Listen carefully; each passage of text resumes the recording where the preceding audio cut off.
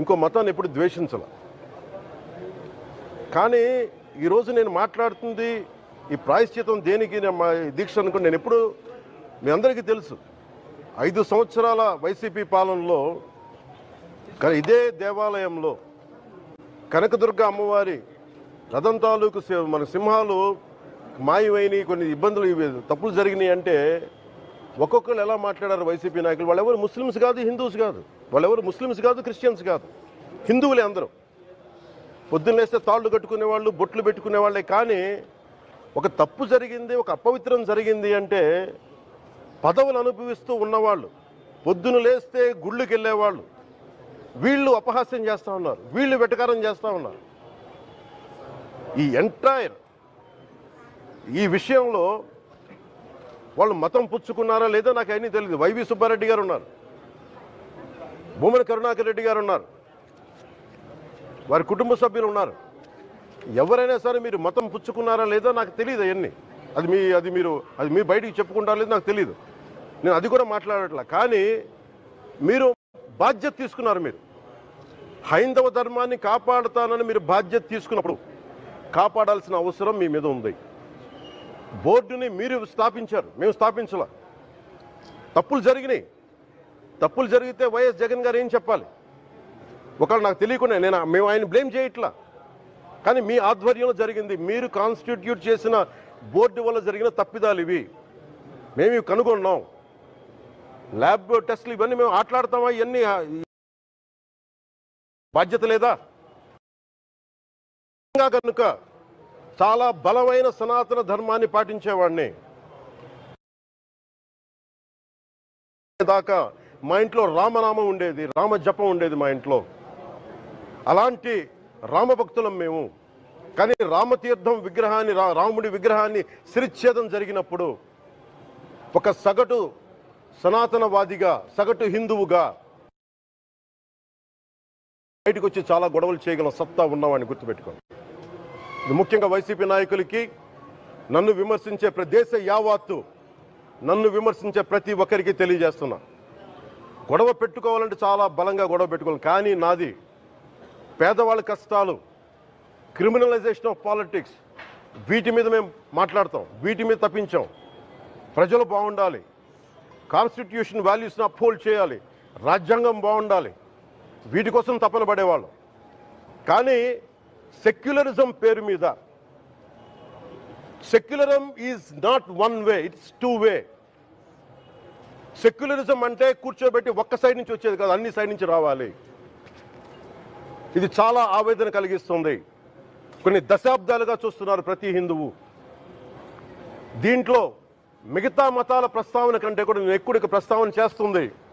హిందూ ధర్మాన్ని పాటించి, వాళ్ళ వ్యక్తిగతంగా పాటించి బయటకు వచ్చేటప్పటికి మీడియా వారి కోసమో లేదంటే ఇంకొంత ఎవరైనా సాటిస్ఫై చేయడం కోసం తెలియదు, కానీ సాటి హిందువులు తోటి హిందువులను తిడతా ఉన్నారు. ఇది చాలా ఆక్షేపణీయం. దీంట్లో నేను ముస్లిమ్స్ నిందించట్లా, అది క్రిస్టియానిటీ నిందించట్లా. కానీ బాధ్యత తీసుకున్న హిందువుల్ని నేను నిందిస్తున్నాం. బాధ్యత మీది. మీరు యథాలాపంగా వచ్చి ఇది పొలిటికల్ పదవులు, విగ్రహాలు పోతే మేము ఇల్లు కట్టుకుంటాం, వాకిళ్ళు కట్టుకుంటాం, ఏం మాటలవి? ఇదే మీరు మస్జిద్లో జరిగితే మాట్లాడతారా? మస్జిద్లో ఇలాంటి అపవిత్రం ఒక చిన్నపాటి చోరీ జరిగితే ఇలాగే మాట్లాడతాం. ఎందుకంటే మీరు మాట్లాడరు, ఓట్లు కదా అక్కడ. కానీ హిందువులు మాట్లాడితే హిందువులు అందరికీ ఎవరు పట్టించుకోరు. ఇక్కడ మా వేదన ఉండదా? మౌనంగా ఉన్నామంటే బాధ లేదనా? కోపం రాదనా? ఈ రోజుకి కూర్చొని చూడండి ఏం మాట్లాడుతున్నారో వాళ్ళు. ఆయన వాళ్ళ లాయర్ అంట, ఆయన ఎవరు ఏజీపీ అంట, పొన్నవోలు సుధాకర్ రెడ్డి గారు తిరుమల లడ్డుపై ఢిల్లీలో చేసిన కామెంట్ నా దృష్టికి తీసుకొచ్చారు. ఇలాంటి సెన్సిటివ్ సమయాల్లో ఎయిదర్ మౌనం మంచిది, మౌనం దాటి పొగరుగా మాట్లాడటం, నన్ను పచ్చి బూతులు తిట్టినా, నన్ను వక్రీకరించినా, నన్ను రోడ్డు మీదకి లాగిన నేను ఎప్పుడు మౌనంగానే ఉన్నా. కానీ వైసీపీని నాయకులు, విమర్శించే నాయకులు ప్రత్యేకంగా చెప్తున్నాం, సనాతన ధర్మాన్ని జోలికి రాకండి. తప్పు జరిగితే తప్పు జరిగిందని ఒప్పుకోండి, లేదా మాకు సంబంధం లేదని చెప్పండి. అంతేగాని మళ్ళీ అడ్డగోలుగా మాట్లాడితే ఎవ్వరూ క్షమించం. ఇక్కడ మీరు కూడా హిందువులే. పొన్నవోలు సుధాకర్ రెడ్డి గారు మీరు హిందువులే. నోటికొచ్చినట్టు మాట్లాడకండి. తమాషాలుగా ఉందా మీకు? సరదాలుగా ఉన్నాయా? మొన్నటికి మొన్న ప్రకాష్ రాజ్ గారు మాట్లాడారు నా మీద. అరే నేను మాట్లాడుతుంది ఒక హిందువులు అపవిత్రం గురించి మాట్లాడుతున్నాను. ఇందులో ప్రకాష్ రాజ్ గారికి సంబంధం ఏంటి? ఇందులో నేను ఇంకొక మతాన్ని నిందించానా? ఇస్లాంని నిందించానా? క్రిస్టియానిటీని నిందించానా? అపవిత్రం జరిగింది, ఇలా జరగకూడదు, ఫుడ్ అడల్టరేషన్ జరిగిందని మాట్లాడుతుంటే దీన్ని గోల చేయకూడదంటే అంటే తప్పు జరిగినప్పుడు మాట్లాడకూడదా? ఒక అపవిత్రం జరిగితే మాట్లాడకూడదా? దేవతా విగ్రహాలను శిరచ్ఛేదం చేస్తే మాట్లాడకూడదా? ఏం పిచ్చి పట్టింది ఒక్కొక్కళ్ళకి? ఎవరి కోసం మాట్లాడుతున్నారు మీరు? ప్రకాష్ రాజ్ కూడా చెప్తా ఉన్నాను, నాకు మీరంటే గౌరవం. I have extreme respect for you. కానీ when it comes to secularism, Prakash Raj గారు, it's a two-way, not one. I have extreme respect for you. You know that. Mere secularism is all, it is not way. హిందువుల మీద దాడి వచ్చి మాట్లాడడం